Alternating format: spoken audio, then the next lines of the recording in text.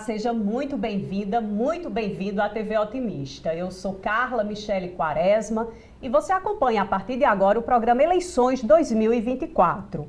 Começamos a partir de hoje uma série especial de sabatinas com os candidatos a vice-prefeito de Fortaleza. A ordem das sabatinas foi estabelecida a partir da confirmação dos convites pelas assessorias dos candidatos. O convidado de hoje é Elcio Batista, candidato a vice-prefeito na chapa encabeçada por José Sarto. Quais os principais desafios para a chapa nesta etapa da disputa eleitoral? Qual o peso dos padrinhos políticos na eleição de Fortaleza? Como os resultados eleitorais de 2024 interferem no pleito de 2026? Como o PSDB, partido do candidato a vice, sai das eleições de 2024 no Ceará? Estes e outros assuntos a partir de agora no programa Eleições 2024 e contamos com a sua companhia.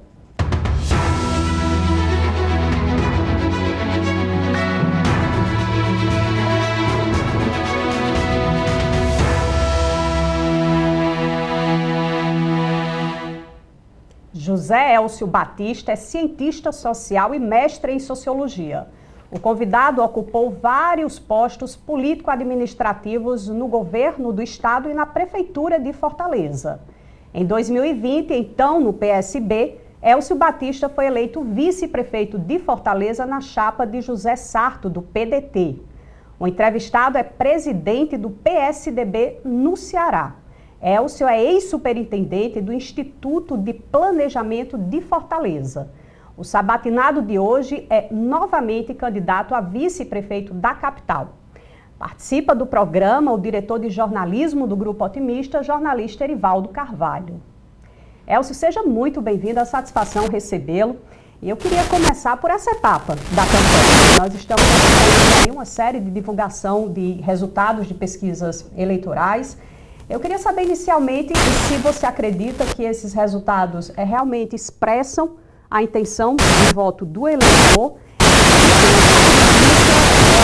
como que vocês estão analisando essa posição do candidato José Sarto, se as estratégias foram bem traçadas, se a partir desses resultados elas vão ser redefinidas. Tudo bem, Carla? Tudo bem, Erivaldo? Um grande prazer estar aqui com vocês. Bom, direta. A pesquisa é sempre um olhar para o retrovisor. Ela é uma fotografia, ela não é um filme, ela é uma fotografia do passado, portanto, porque ela, quando é apresentado os resultados, já passou aquela realidade, né? Há diferentes metodologias nessas pesquisas, portanto, isso pode levar a diferentes resultados. O mais importante que a gente tem que entender é que pesquisa, os eleitores têm que entender isso. Pesquisa, embora seja publicada, a gente sabe que ela influencia as pessoas, porque o ser humano é movido por razões de ordem psicológica, portanto, tudo nos influencia. A pesquisa é uma delas, porque a pesquisa tem um caráter científico, dá uma ideia de uma verdade, e as pessoas acabam entendendo dessa forma. Mas as pessoas têm que entender, primeiro, que pesquisa é esse retrato. Segundo, que as metodologias diferentes. Terceiro, que ela não é uma verdade absoluta, né? Ela é uma aproximação da realidade, né? E quarto, a gente sabe que uma eleição com as características de Fortaleza, ela é uma eleição que as pessoas, a maior parte dela, quase 50% das pessoas, quando se pergunta sem estimular, as pessoas não têm resposta. Isso significa que só na última semana é que a gente vai ter uma aproximação melhor, as pessoas vão tomar essa decisão. A gente já viu isso acontecer em outros momentos aqui na cidade de Fortaleza, no estado do Ceará e no Brasil. Mas o prefeito e candidato à reeleição, Elcio, está com uma taxa de rejeição muito forte. No retrato do dia, se a eleição fosse hoje, possivelmente ele não estaria no segundo turno, portanto, nessa reta final, dá para recuperar o que não foi feito nos últimos meses e semanas de campanha? Claro que dá. A gente tem que entender também, né? Nós temos o candidato do PT, né, que ele cooptou uma série de partidos e passou a ter o maior tempo de televisão. Ele tem quase 55% do tempo de televisão. Nós só temos 10% aproximadamente do tempo de televisão e os outros candidatos, tanto o Wagner quanto o André, também há um pouco mais, mas todos, aí juntando todo mundo, não dá o que o candidato Evandro Leitão possui do PT, através de uma estratégia de cooptar esses partidos com muitos cargos. O governo Elmano criou 17 secretarias, estendeu o governo aos limites da ineficiência que é característica de governos populistas, de governos que focam muito mais na ineficiência administrativa, na técnica, para privilegiar o populismo político, e a gente sabe qual é o resultado desses governos. O que é mais... Mas o que é importante... Isso acontecia na sua gestão? Não. E eu vou já dizer que não. E vou provar para você que não. E o mais importante aqui, Erivaldo, é a gente atentar para o que está acontecendo. A reta final, as pessoas vão atentar e elas vão avaliar. Lembre-se que nós estamos indo para a reeleição. A reeleição, Carla, é um exame, digamos assim, uma avaliação do que foi feito nos últimos 4 anos. A população agora vai atentar. Bom, o que foi feito? As promessas foram entregues? Já entregamos 95% do que prometemos. Fizemos mais do que prometemos. Veja o passe livre, não estava promessa de campanha. Fizemos. Na saúde, 24 postos de saúde, 3 novos hospitais, entrega de remédio em casa, 8 farmácias polos, aplicativo Mais Saúde, onde você pode ver onde tem remédio, onde não tem. Toda uma estrutura para qualificar o serviço de saúde.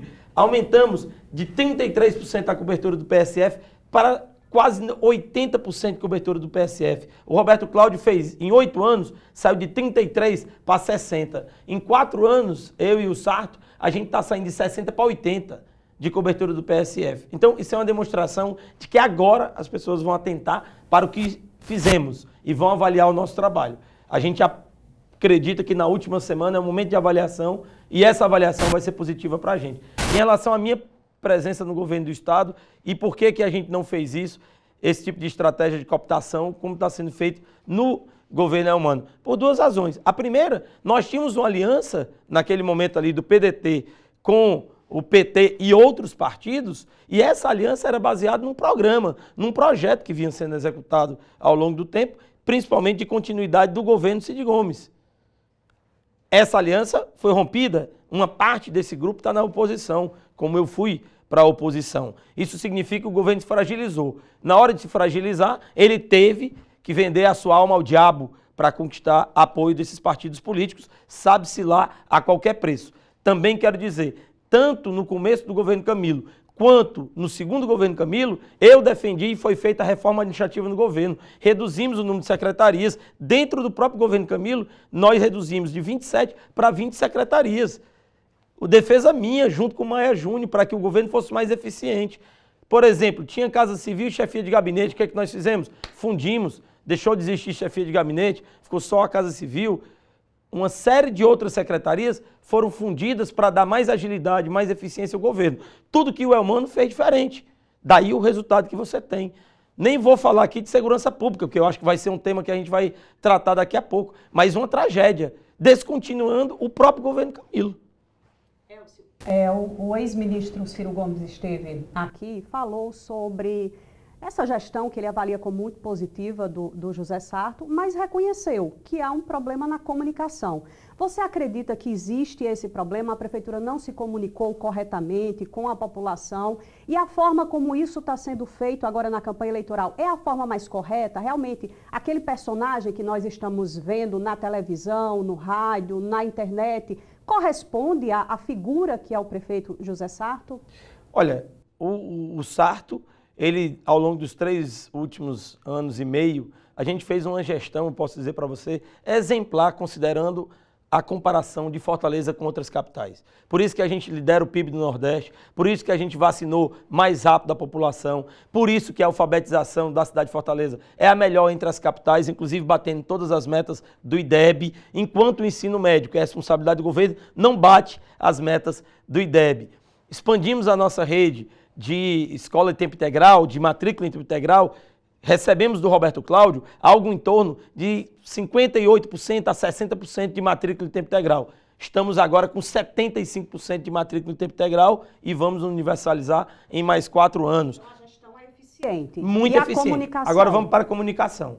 O que acontece? Comunicação é difícil você conseguir estar presente na mente das pessoas durante 3 anos e meio e de forma permanente, porque as pessoas estão movidas pelos interesses dela. elas estão olhando a cada dia aquilo que lhe interessa e estão filtrando e absorvem apenas aquilo que lhe interessa. O que não lhe interessa, elas vão descartando. Veja que nós somos bombardeados por milhares e milhões de notícias todos os dias. E hoje, o que predomina quando a gente trata de comunicação é a chamada economia da atenção. Eu preciso prender a sua atenção, né? E as pessoas estão com a atenção, digamos, voltada para outros assuntos e não para esses assuntos do cotidiano da cidade. Lembre-se também que durante esses últimos 3 anos e meio, uma boa parte das pessoas estava ali focada na questão da Covid, nos 2 primeiros anos, e depois nós tivemos uma ruptura política que também fez com que esse grupo político e as mensagens da própria prefeitura deixassem de chegar a uma boa parte das pessoas. Também aumentou uma parte da nossa oposição na Câmara Municipal. Foi feito um esforço de comunicação, agora ele não foi suficiente para que as pessoas pudessem entender o trabalho que estava sendo feito pelo prefeito Sarto. Agora, nos últimos 4 meses, foi o momento da gente intensificar a presença nas redes sociais, e o Sarto fez isso muito bem, através de uma estratégia de posicionamento nas redes sociais que desse maior visibilidade a ele e ao trabalho que ele estava realizando na cidade de Fortaleza, né? Comunicação sempre é um problema em qualquer lugar, até na TV Otimista, numa reunião aí, provavelmente vocês vão dizer, rapaz, a gente está com algum problema de comunicação, porque as nossas mensagens não estão chegando nas pessoas. Mas é assim mesmo, a gente nunca consegue ser absoluto em fazer com que a nossa mensagem chegue a todas as pessoas. O ex-prefeito Roberto Cláudio conseguiu isso pela aprovação que ele obteve no 2º mandato? Olha, o Roberto Cláudio, primeiro, teve mais tempo de trabalho, né? Teve 8 anos na prefeitura.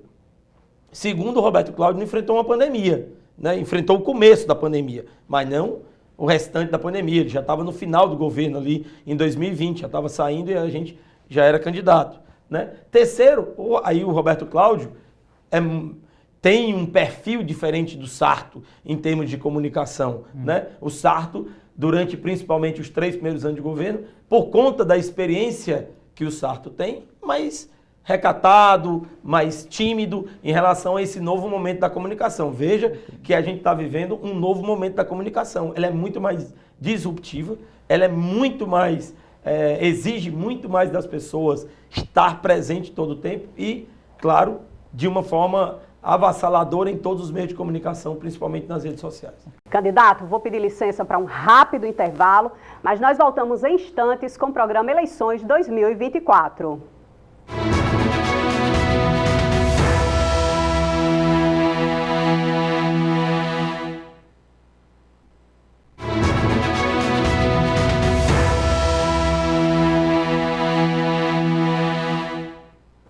Estamos de volta com o programa Eleições 2024, que hoje recebe o candidato a vice-prefeito de Fortaleza, na chapa encabeçada por José Sarto, Elcio Batista. Erivaldo?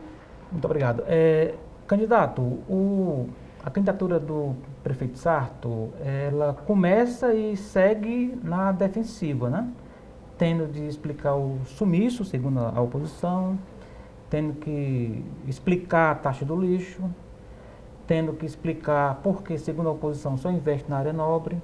Eu pergunto para o senhor, dá certo uma campanha defensiva, canto do ringue, direta, assim? Onde é que está a apresentação de propostas? Onde é que está a pactuação com a cidade para mais 4 anos? Onde é que está a visão de futuro, a liderança que o prefeito deve ter? A sensação que se tem é que o Sarto foi engolido, né, por essa narrativa dos opositores. Bom, toda campanha é uma disputa de narrativas. Nós que estamos no governo, estamos disputando a narrativa, defendendo o que nós fizemos ao longo de 4 anos na saúde, na educação, na infraestrutura, na mobilidade urbana. E não foi pouco. 800 ruas nós tiramos as pessoas da lama com drenagem, pavimentação e calçada. Isso não é pouco. E numa próxima gestão vamos fazer mais 1.000, já que você está falando de proposta, né? 3 hospitais municipais. Em 8 anos de governo do PT não foi feito só foi feito um posto de saúde, nenhum hospital. Fizemos 3. Na nossa gestão. O Hospital da Mulher foi na Luiziane, né? O hospital, mas ela não concluiu. Aí quem acabou colocando para funcionar foi o Roberto Cláudio, na gestão dele. Acabou que a gente colocou para funcionar. O IJF2, feito na gestão do Roberto Cláudio. Na nossa, o Gonzaguinha, lá do Zé Walter, hoje é o hospital que mais faz parte parto, aqui no estado do Ceará. Se você for ver, 24 postos de saúde em 3 anos e meio. Quando eu olho e a gente vê o que nós fizemos em termos de atenção básica, com quase 600 equipes de atenção do Programa de Saúde da Família, comparado com as outras capitais, é um esforço enorme, gigantesco que a gente tem. Quando a gente sabe que o IJF, 51% da população que nós atendemos é do interior e ele custa 770 milhões e só 77 milhões é repassado pelo governo do estado, o Camilo, numa entrevista, disse que era 50%. Mentira! O governo do estado repassa apenas 10% para o IJF. 8 farmácias polos. Veja, 8 anos atrás, ainda não tinha uma policlínica, tem 4 policlínicas, não tinha nenhuma UPA, tem 6, vamos fazer mais 6 numa próxima gestão. Então, temos muito a mostrar e estamos fazendo isso. Taxa do lixo. É um debate importante que a gente precisa ter na cidade. Eu voltei da Colômbia. A Colômbia colocou lá para os municípios, através de uma lei federal como aqui, a taxa do lixo, em 1992. Lá, todos os municípios cobram a taxa do lixo. Aqui no Brasil, 23 capitais já tem a cobrança da taxa do lixo. Tem capital que tem mais de 15 anos com taxa do lixo. Veja, esse é um momento importante, porque isso faz parte de um novo momento no mundo, que é a chamada economia circular, que é você utilizar todos os resíduos sólidos e a produção que é feita desses resíduos sólidos para que a gente volte à cadeia produtiva e a gente passe a Fortaleza hoje recicla aproximadamente 6% do nosso resíduo sólido. Vamos chegar até 2030 a 50%. Foi criado um programa com 19 ações relacionadas que é o Fortaleza Mais Limpa.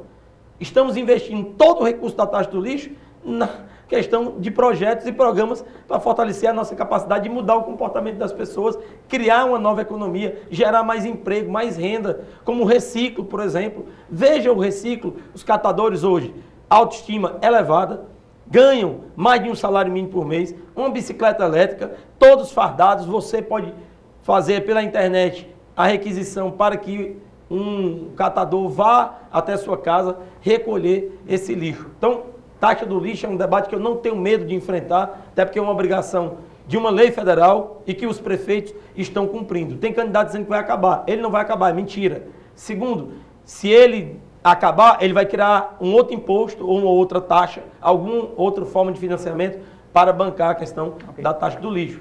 Então, eu acho que a gente tem que entender que eles, claro, querem dizer que nós não fizemos. E nós temos que mostrar aquilo que fizemos e estamos fazendo isso com muita, eu acredito, com muita capacidade das pessoas entenderem como, de fato, a gente está mudando a vida das pessoas. Quando diz que o SART sumiu, eu acabei de falar de 24 postos de saúde. Esses postos de saúde estão aí, foram feitos e construídos pela gestão com uma equipe sob a liderança do SART. Candidato, como a Prefeitura se comportou em relação a essa população que está em situação de rua e ao déficit habitacional de Fortaleza nesses últimos anos? Olha, isso é uma questão muito importante. Vamos lá. Antes da pandemia, Fortaleza tinha aproximadamente 1.600 pessoas em situação de rua. Depois da pandemia, já no nosso governo, fizemos um censo que foi feito em outras cidades. Fortaleza, a gente saiu de 1.600 para aproximadamente 2.600 pessoas. Ou seja, um aumento da nossa população em situação de rua de aproximadamente 1.000 pessoas. Se você for olhar para São Paulo aumentou mais de 100%. Se você for olhar para o Rio, mais de 100%. Aqui a gente aumentou. Não aumentou tanto quanto outras cidades, né? E passamos a trabalhar de forma mais intensiva com essa população em situação de rua.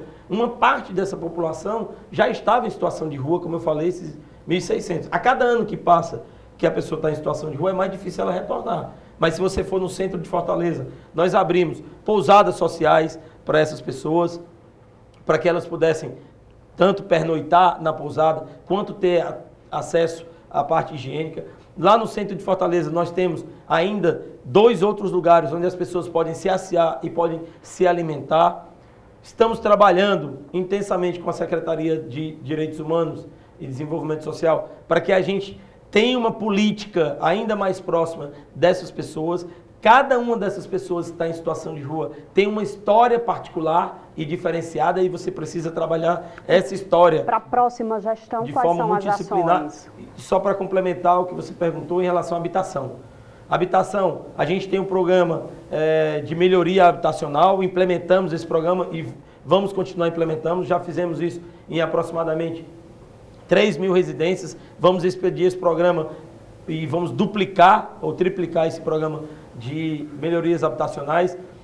Vamos fazer 5.000 novas unidades habitacionais na cidade de Fortaleza. Estamos discutindo no Instituto de Planejamento um novo formato, um novo modelo para a questão da habitação de interesse social. Esse modelo é combinado com parte da iniciativa privada, já através de Minha Casa Minha Vida, mas também através daqui um conceito que a gente criou chamado de microvila, formação de comunidade. É a prefeitura ter capacidade dela mesma criar microvilas e espalhar pela cidade, numa contraposição ao Minha Casa Minha Vida, que é um programa que normalmente de grandes unidades, uma quantidade enorme de unidades. A gente quer focar em qualidade. São vilas entre 50 e 200 unidades habitacionais em terrenos ou da prefeitura ou em parceria com o setor privado, com capacidade da prefeitura entregar durante a sua própria gestão. É uma mudança de paradigma. Eu fui para Singapura, inclusive, a convite da Unabitat, apresentar esse projeto e a gente tem uma microvila engatada para implementar agora no começo da próxima gestão.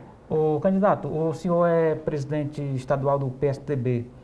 Qual o futuro do partido, considerando que ele vem perdendo protagonismo político ao longo do tempo até aqui? E como que você olha o pós-eleitoral de 2024? Olha, o futuro do PSDB eu espero que seja o melhor possível. Eu espero que a gente renove o partido, que a gente traga novas lideranças para o partido, que a gente fomente um novo ideário, um novo programa, um projeto para o estado do Ceará, como foi o projeto liderado pelo governador Tasso Gereissati há 30 anos atrás, 35 anos atrás, que mudou o estado do Ceará com o governo das mudanças. A gente quer novamente ter um projeto para o estado e ter um projeto para os municípios. Temos hoje 16 candidatos a prefeitos e prefeitas no estado do Ceará. Acreditamos que vamos sair bem, independente de vencer ou não nesses municípios todos. Vamos sair muito bem. Nossa candidata Emília em Caucaia, acreditamos muito que ela irá para o segundo turno e irá vencer a eleição. Roberto Costa, lá em Iguatu, desejamos e queremos e acreditamos que ele vai vencer a eleição em Iguatu. Temos o Antônio Neto em Barbalha, que é favorito, tem tudo para ganhar. Temos em Crato um jovem, Lucas, que vai ser uma revelação da política do Ceará. É uma aposta que a gente está fazendo do partido, é talentoso, tem tudo para vencer também, mas é uma eleição disputada, difícil. Osíris Pontes em Massapê, tenho certeza que é uma jovem liderança. Tem uma trajetória do pai dele, mas é uma jovem liderança no partido e eu tenho certeza que vai ser bem sucedido lá em Massapê. Crateús, o novo, o prefeito lá, o Marcelo da Bola, tem tudo para disputar a eleição e vencer a eleição e queremos muito vencer com ele. Silvana, lá em Viçosa do Ceará, uma mulher aguerrida, um talento da política do Ceará. Então, assim, temos candidatos jovens, temos candidatos experientes, e nosso projeto é o PSDB cada vez mais vai se fortalecer para voltar a disputar eleições majoritárias aqui no estado do Ceará e no Brasil. Candidato, a situação do centro de Fortaleza hoje é muito complicada, né, em virtude da insegurança, em virtude do descaso em relação à estrutura, ao próprio patrimônio histórico que está ali no centro de Fortaleza.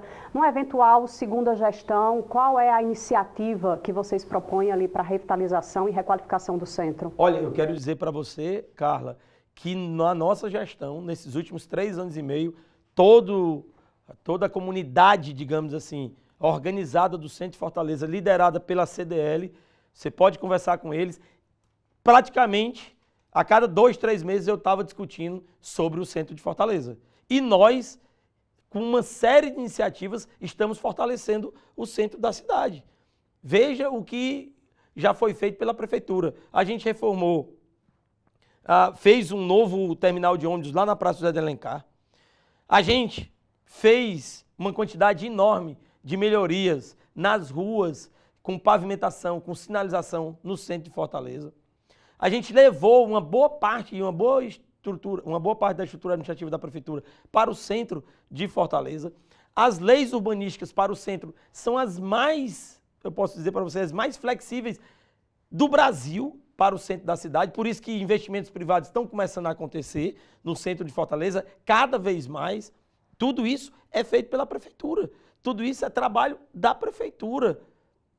E queremos, claro, continuar fortalecendo ainda mais o centro de Fortaleza. O Parque das Crianças hoje, eu fiz questão, o Instituto de Pesquisa e Planejamento, o IPLAN, foi para o Parque das Crianças, a prefeitura está fazendo a sua parte. Agora, o centro de Fortaleza, a gente tem que entender, ele é um centro, principalmente aquele quadrilátero menor, ele é um centro do século XIX, final do século XIX.